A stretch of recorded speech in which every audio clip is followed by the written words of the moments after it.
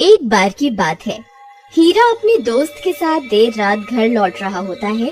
तभी रास्ते में एक बरगद का पेड़ आता है। उस पेड़ के नीचे एक 100 रुपए का नोट पड़ा होता है। उसे देखकर हीरा खुश हो जाता है। अरे वाह वाह वाह, आज तो लॉटरी लग गई। रामू भाई, वो देखो 100 रुपए का नोट। फिर हीरा वो पैसे उठा लेता है। तभी उन्हें पेड़ में से अजीब सी आवाज आती है। फिर वो जैसे ही ऊपर की ओर देखता है तो उन्हें पेड़ पर एक 2000 का नोट लगा हुआ दिखाई देता है। अरे रामू, वो देख, इस पेड़ पर तो 2000 का नोट लगा हुआ है। मुझे तो यकीन ही नहीं होता भाई। भाई, क्या पता ये पेड़ सच में पैसे देने वाला पेड़ हो। एक काम करो, तुम जल्दी से पेड़ पर चढ़ जाओ और वो नोट तोड़ कर ले आओ। फिर वो 2000 का नोट तोड़ने के लिए पेड़ पर चढ़ जाता है और कुछ ही देर में वो नोट तोड़ लेता है।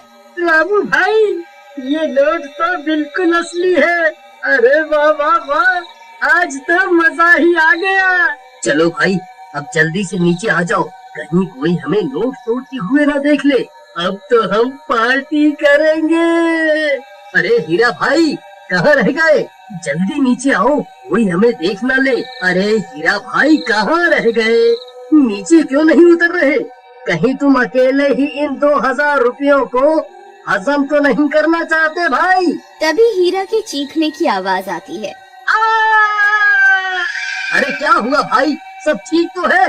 अरे यार, क्या करूं, ये तो दिखाई भी नहीं दे रहा। अरे भाई, तुम ठीक तो हो? क्या करूं क्या करूं? हाँ, मुझे ही ऊपर जाकर देखना होगा, ये आखिर माजरा क्या है। फिर रामू भी पेड़ पर चढ़ने लगता है। तभी पेड़ से किसी के गुर्राने की आवाज आती है। रामू वहीं रुक जाता है। आई मम्मी, ये कैसी आवाज है? अरे कमबख्त हीरा, ये कैसी डरावनी डरावनी आवाजें निकाल रहा है। मुझे पता है, तू अकेला ही इन 2000 रुपयों को हजम करना चाहता है। आई मम्मी, कौन कौन है भाई? अरे हीरा, तेरा नाश मिटे कमबख्त। तुझे क्या लगता है तू मुझे यूं डरा कर 2000 रुपए हजम कर जाएगा? मैं अपने हिस्से के पैसे नहीं छोड़ूंगा। हाँ। फिर डर के मारे रामू वहाँ से भाग जाता है। अरे मर गया रे, भागो रे। सुबह होने पर रामू सीधा हीरा के घर हिस्से के पैसे लेने पहुँच जाता है। ए हीरा, दरवाजा खोल, मैं अपने हिस्से के पैसे लेने आ गया। चल जल्दी मेरे पैसे निकाल। फिर हीरा की पत्नी दरवाजा खोलती है। रामू भैया, आप? अच्छा हुआ आप आ गए। ये कल रात से घर पर नहीं लौटे। मुझे बहुत फिक्र हो रही है, आप कुछ कीजिए ना। कहीं ये कमबख्त सारे पैसे लुटाने के लिए शहर तो नहीं निकल गया? नहीं नहीं, हीरा एक नंबर का कंजूस है। वो इतने पैसे खर्च करने वालों में से नहीं है।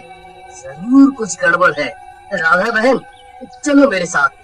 फिर रामू राधा को अपने साथ लेकर उस बरगद के पेड़ के पास पहुंच जाता है। राधा बहन, हम रात को इसी रास्ते से आ रहे थे, तब हमें इस पेड़ पर 2000 रुपए का नोट लगा हुआ दिखाई दिया।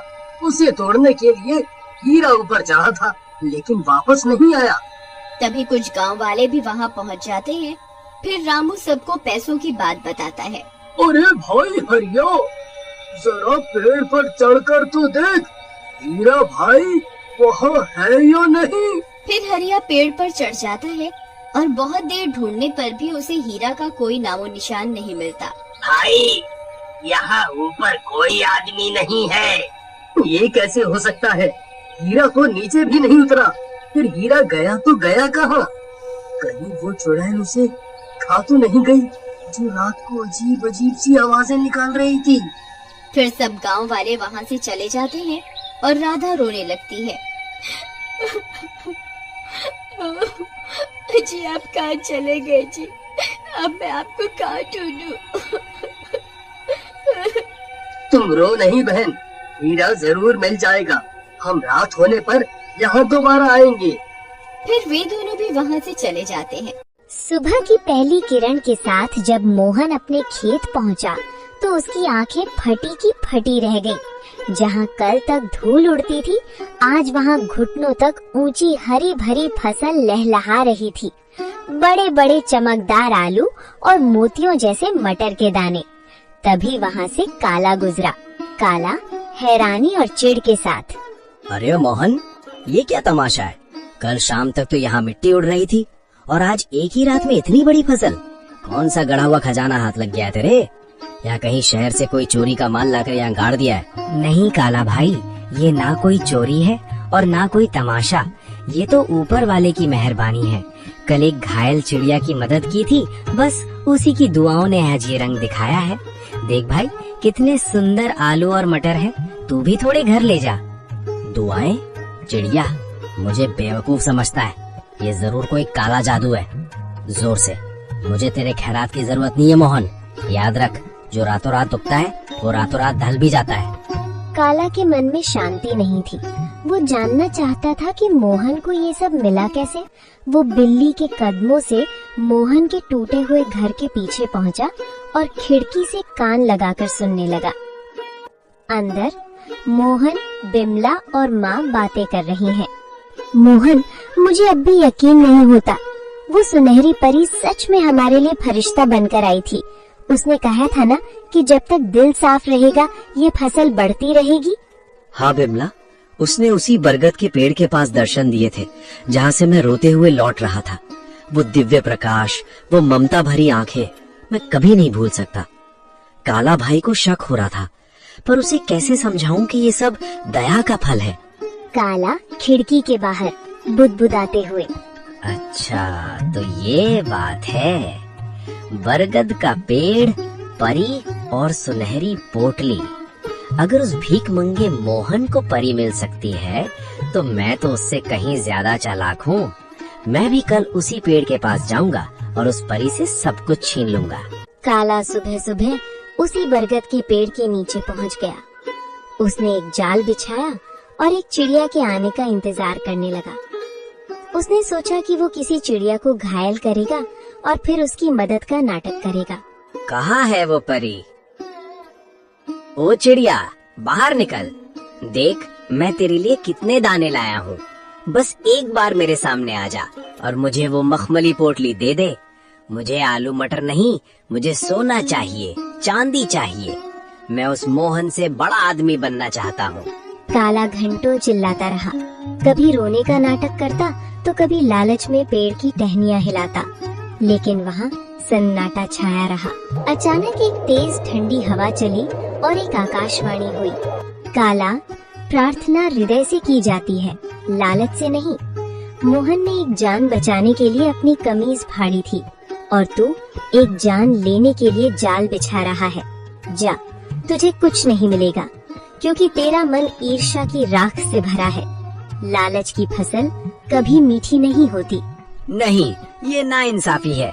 उस गरीब को सब कुछ और मुझे कुछ नहीं। अगर मुझे नहीं मिला तो मैं मोहन का भी कुछ नहीं रहने दूंगा। मैं आज रात उसके खेत को शमशान बना दूंगा। मोहन ने पहली फसल घर लाई। बिमला ने जब आलू और मटर की सब्जी बनाई तो उसकी खुशबू पूरे गांव में फैल गई। बीमार माँ ने जैसे ही एक निवाला खाया, उनके चेहरे पर रौनक आ गई। पिताजी, ये आलू तो बहुत मीठे हैं। क्या ये सचमुच हमारे खेत के हैं? अब मुझे स्कूल जाने के लिए नया बस्ता मिलेगा ना? हाँ मेरे बच्चे, अब हम कभी भूखे नहीं सोएंगे। बिमला देखो, भगवान ने सुन ली। आज माँ की आंखों में चमक देखी? ये उन जादुई बीजों का ही प्रताप है। बिमला आंखों में आंसू भरकर, मैं तो डर गई थी मोहन। मुझे लगा था कि गरीबी हमारी पहचान बन गई है, लेकिन आज पहली बार लग रहा है कि हमारे घर में भी लक्ष्मी ने कदम रखा है। पर मुझे उस काला से डर लगता है। उसकी नजरें हमारे खेत पर जमी हैं।